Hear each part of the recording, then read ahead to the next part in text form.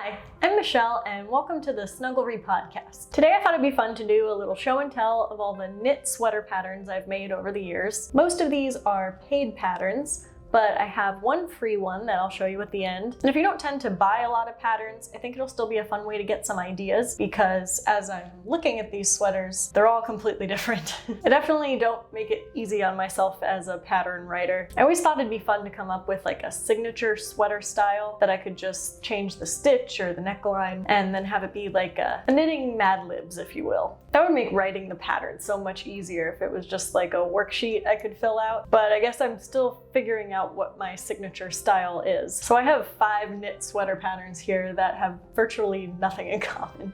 Let's start with my most popular sweater pattern. Dun, dun, dun. This is the No Purls sweater. And I had a couple ulterior motives while writing this pattern. You can probably tell from the name what one of those was. I didn't want a purl. At the time in my handmade shop, I had a slouchy shrug for sale, and you can check out that free pattern if you haven't already. But since that shrug is stockinette, half the stitches are knit and half the stitches are purl. But if you're a slow purler like me, it feels like you're spending most of your time purling. So since I was making a lot of that shrug for customers, I was just sick of purling and wanted to make a sweater pattern with no purls. That includes the waistband here. I don't know if you can see it, which has a slightly ribbed appearance, but that's actually done with slip stitches. Also the back strap that keeps the deep V back from sliding off your shoulders. No purls there. The arms have a purl look, but that's because they're knit in the round. So you just knit, knit, knit, and then at the end you turn it inside out. So no purls. And that brings me to my second motivation behind this pattern. In the pattern, I have you decrease the sleeves to exactly 40 stitches. Know why? I have a knitting machine.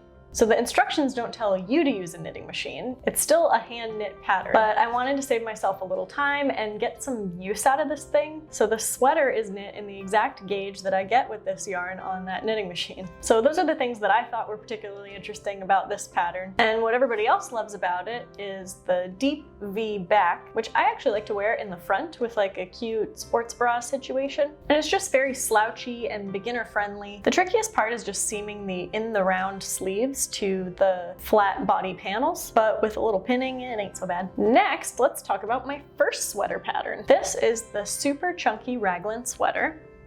I can't see what I'm showing you. I'll put a picture of it over here. It's a traditional top-down raglan, but knit in borderline jumbo yarn.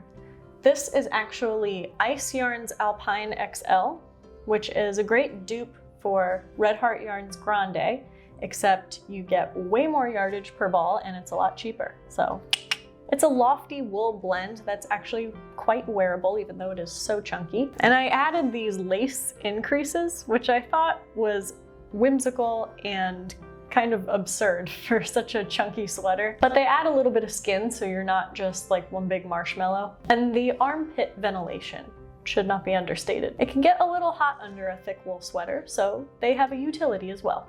And since it is top down, you can make any part of it as long as you like. When I first knit it, I made it sort of a tunic, but I think it'd be really cute crop. And I probably would have made the sleeves in my sample a little bit longer, but I ran out of yarn, so that is the top down chunky raglan, also a very popular pattern of mine. So we've had a seamed sweater, we've had a top down sweater, now it's time for what? A bottom up sweater. This is the big bottom-up sweater, which has made an appearance on my channel before in my how to add sleeves when joining a bottom-up sweater. This crazy stitch definition you see is brought to you by Bernat Maker Big, which is a cotton fiber-filled tube yarn, probably intended for home decor items. But I was inspired by my internet friend Jackie from Rustic. She makes the cutest tops out of this yarn, so I was like, okay, it's possible to make a garment with this. And I think because I made it in this bold teal color, it turned out a lot more modern and artsy than I had it in my head. And I love it, but to wear it, I almost feel like I need some like snazzy boots or slick back hair or some pointy glasses or something, I don't know. And I really enjoyed the bottom up construction, a little bit more than top down, I think. The tough part comes when you reach the yoke decreases. And as the pattern writer, it requires either a lot of math or a lot of trial and error. And I actually did knit the whole yoke, tried it on, and it was way too short.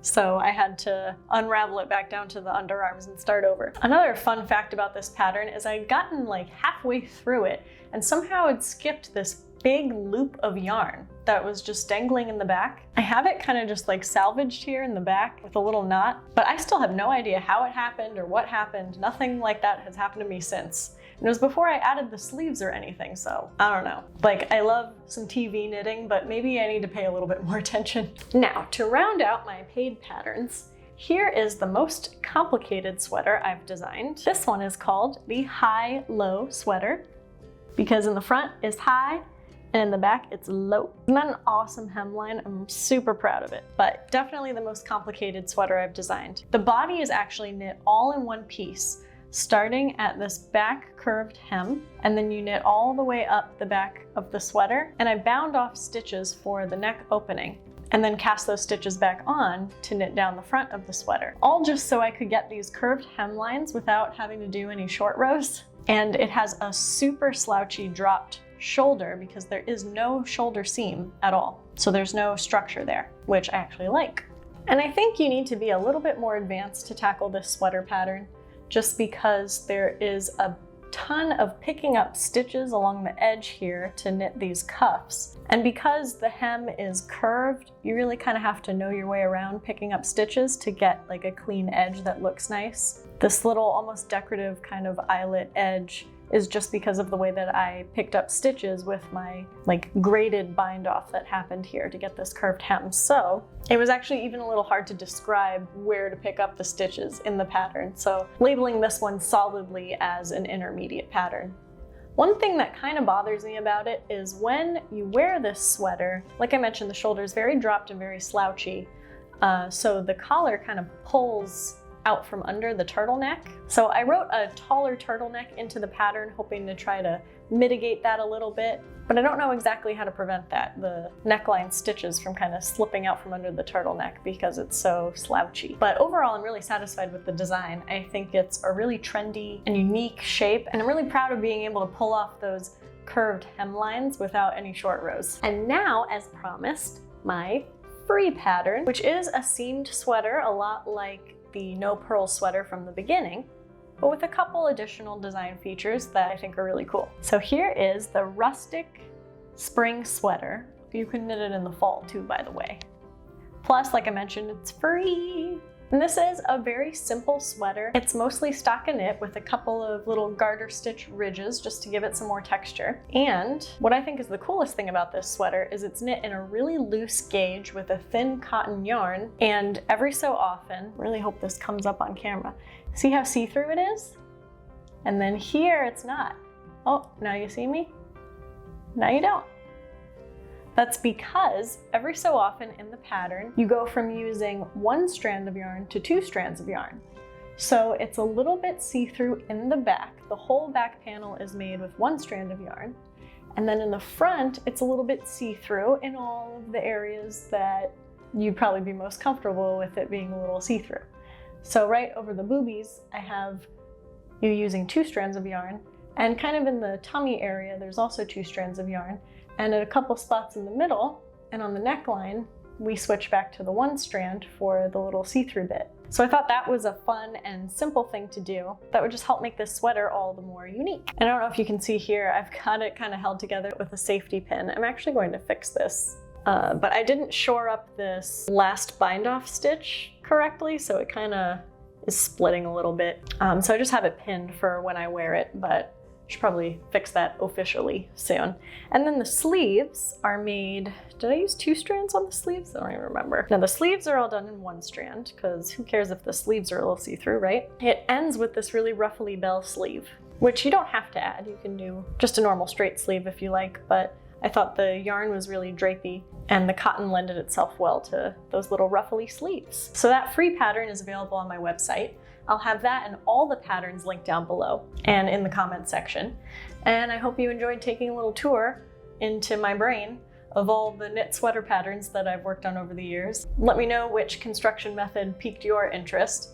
I feel like I might make another bottom-up sweater here soon. So thank you so much for watching, and I'll see you next time. Bye!